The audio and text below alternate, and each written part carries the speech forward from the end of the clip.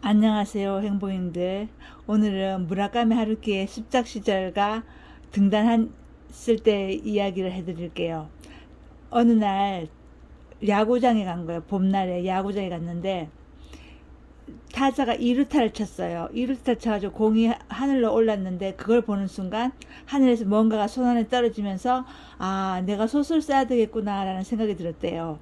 그래서 야구 끝나고 문방구점에 가서 만년필과 원고지를 샀대요. 그래갖고 집에 와가지고 솥을 썼대요.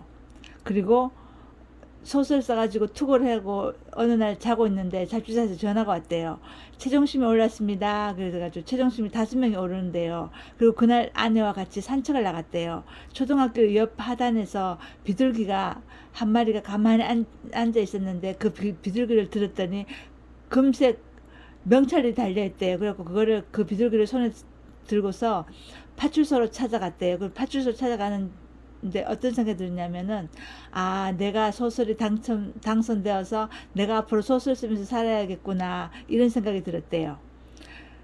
직업으로서의 소설가라는 책이 있는데 이 책에서 그때를 어떻게 쓰고 있는지 한번 읽어드릴게요.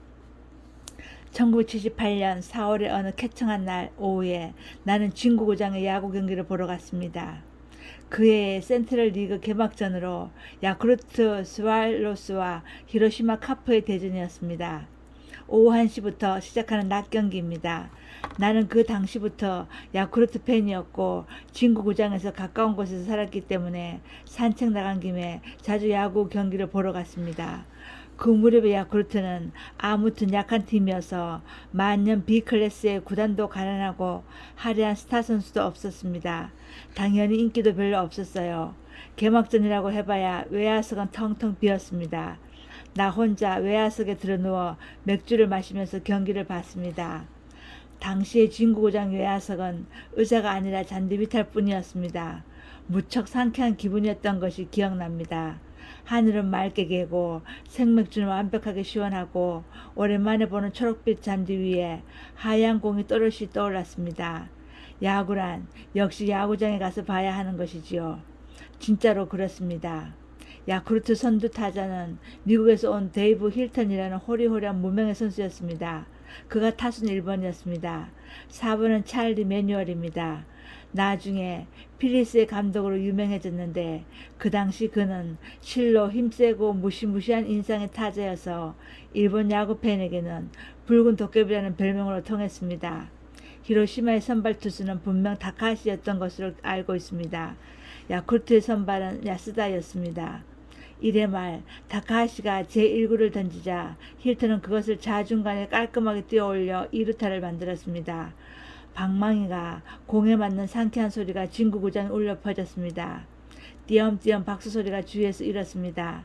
나는 그때 아무런 맥락도 없이 아무런 근거도 없이 문득 이렇게 생각했습니다.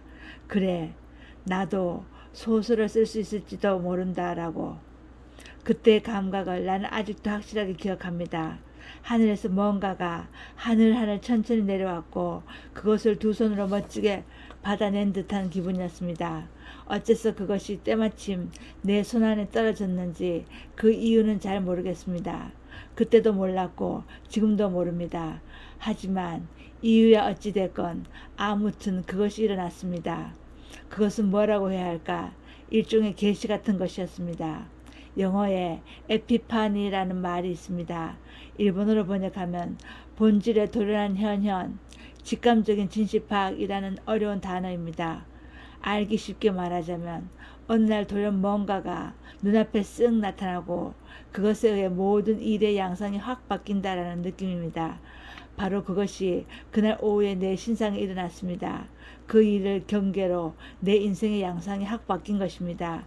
데이브 힐턴이 톱 타자로 진구구장에서 아름답고 날카로운 2루타를 날린 그 순간에 시합이 끝나자 나는 전철을 타고 신주쿠의 기노쿠니야 서점에 가서 원고지와 만년필을 샀습니다.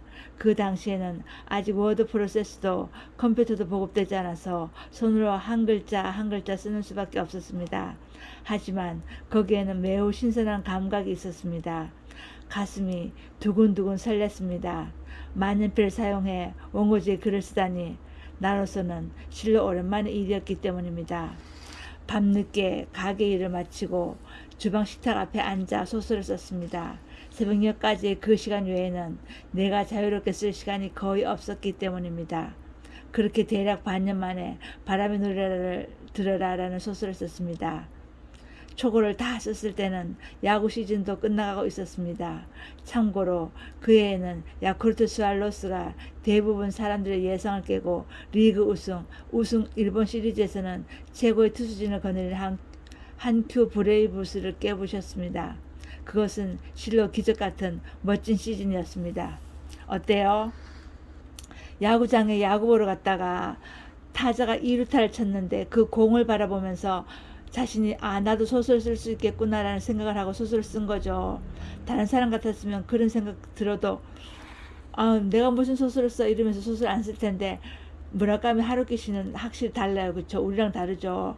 그 길로 서점에 가가지고 만년필과 원고지를 샀죠. 그리고 집에 와가지고 그날부터 소설을 쓰는 거예요. 그렇죠? 바람의 노래를 들으라는 소설을 썼는데 소설 다 쓰고 나서 소설을 봤더니 소설이 별로 마음에 안 드는 거예요.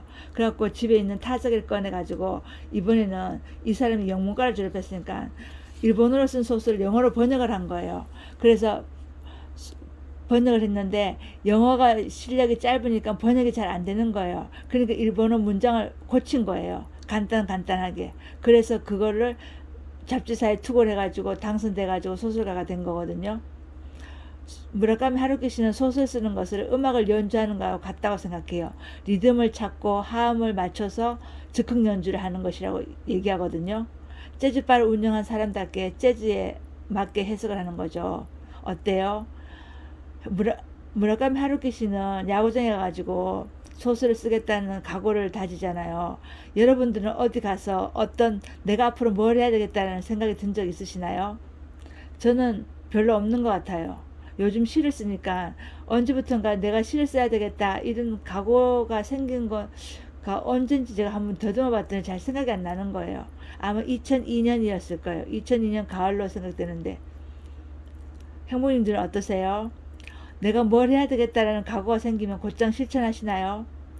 내가 뭘 해야 되겠다라는 각오가 생기면 아니면 그런 계시가 생기면 무라카미 하루키 씨처럼 즉각 실천해 보세요. 그러면 우리가 그 일에 매진을 하면은 뭔가가 되어 있겠죠. 앞으로 5년 후에 아니면 10년 후에 아니면 15년 후에 형복이님들 내가 뭔가를 할 수 있겠다 이런 계시 같은 걸 받으면 실천해 보세요. 사랑합니다. 응원합니다.